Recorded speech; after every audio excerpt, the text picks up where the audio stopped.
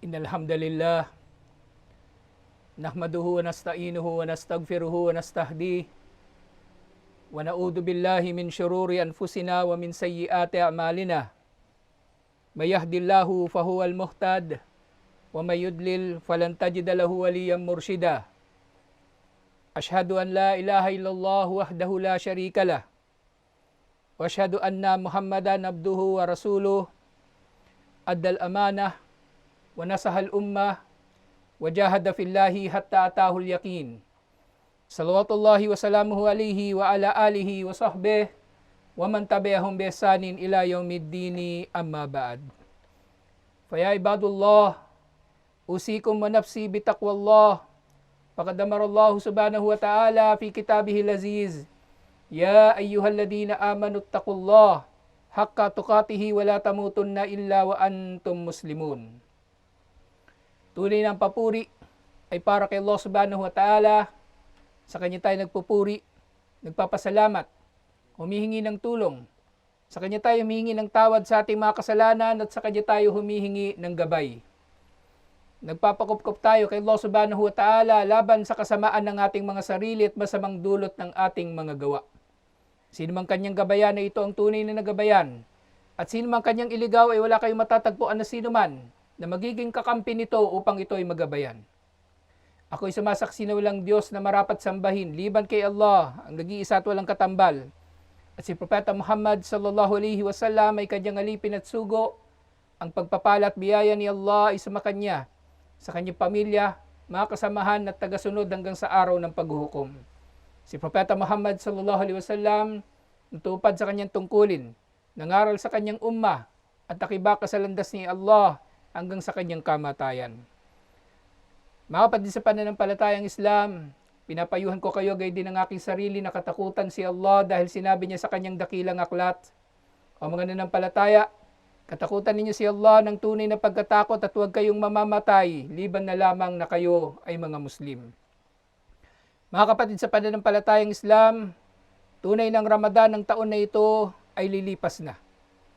Oo, nalulugod tayo sa pagdating ng huling 10 araw o huling 10 gabi nito na tayo ay abala sa mga mabubuting gawain dito, lalo na ang mga gawaing may kinalaman sa aklat ni Allah sa Quran, sa pagbasa rito at pagtataguyod ng mga voluntaryong sala na binabasa ang mga aya nito sa mga ito. Ngunit mahirap ngang isang tabi na ang mabiyayang mga araw na ito ay hudyat din nang buwan na ito ay lilisan na. Ilan na lamang ang natitira sa mga araw at gabi nito na tayo ay umaasa ng mas malaking gantimpala ni Allah subhanahu wa ta'ala kung ihahambing sa paggawa ng mga ito sa pangkaraniwang mga araw. Nang gantimpala ng mga ito, inshallah, kung gagawin ng may pananampalataya at pag-asa sa gantimpala ni Allah ay kapatawaran ni Allah subhanahu wa ta'ala. Mga kapatid sa pananampalatayang Islam, sa rurok na ito ng Ramadan ay marapat lamang na isang tabi ng tao ang anumang kanyang mga pinagkakaabalahan na walang kinalaman sa pagsamba kay Allah subhanahu wa ta'ala nang sa gayon ay magugol niya ang mga huling araw at gabi nito sa pagsamba katulad ng ginawa ni Propeta Muhammad sallallahu alaihi wasallam. Marapat lamang na tayo ay magtimbang sa ating mga sarili kung paano natin na isabuhay ang mga araw at gabi nito. Titimbangin din natin ng mga ito, mga kapatid sa pananampalatayang Islam, at hindi lamang tayo mag-aakala sa ating mga sarili ng pag-aakala na tayo ay gumawa ng mabuti. Na kung tayo ay magtitimbang insyaAllah at magiging matapat dito, malalaman natin kung tayo ay magkukulang. At kung tayo nga ay nagkulang, ay marapat lamang na bumawi tayo sa nalalabi pang mga panahon ng Ramadan ng taon na ito.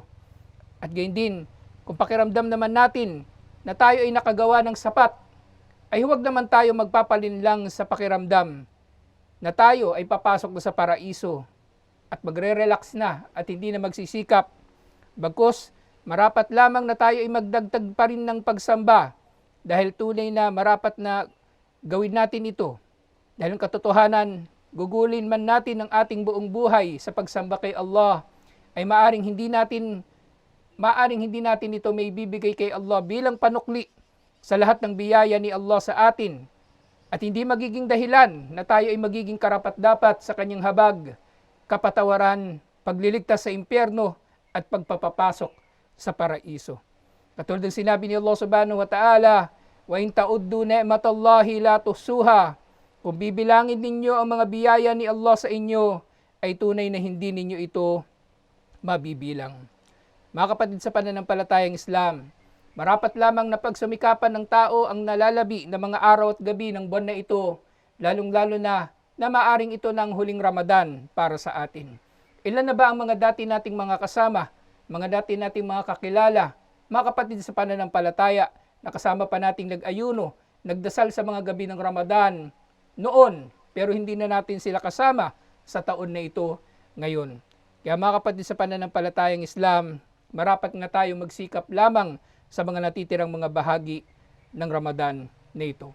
Ganito tayo magpapaalam sa buwan na ito. Natitiyakin natin na naibigay natin ang lahat ng magagawa natin para sa dakilang buwan na ito. Mga kapatid sa pananampalatayang Islam, maring ang tao ngayon ay nakakaramdam din ng lungkot.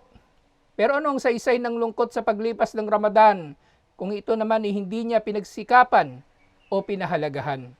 Ang mas marapat na maramdaman ng tao sa pamamaalam sa Ramadan ay ang pagsisisi na maaring ang mga panahon ay lumipas na siya ay hindi nagsamantala sa kainaman ng mga araw at gabi nito, o mas masahol pa, maaring pinabayaan niya ang mga araw at gabi nito, o kaya ay sa pamagitan ng paggawa ng kasalanan ay pinabayaan niya ang mga ito. Mga kapatid sa pananampalatayang Islam, marapat lamang na ang tao ay palagian na nagsisisi kahit pa maaring iniisip niya na nagugugol niya ng maayos sa mga panahon ng Ramadan. Dahil marapat lamang sa taong ganitong damdamin nang sa gayon siya ay magsisikap at hindi bibilib basta-basta sa kanyang sarili. Na siya ay patuloy na kumikilala na siya ay pulubi na nangangailangan kay Allah sa lahat ng aspeto ng kanyang buhay.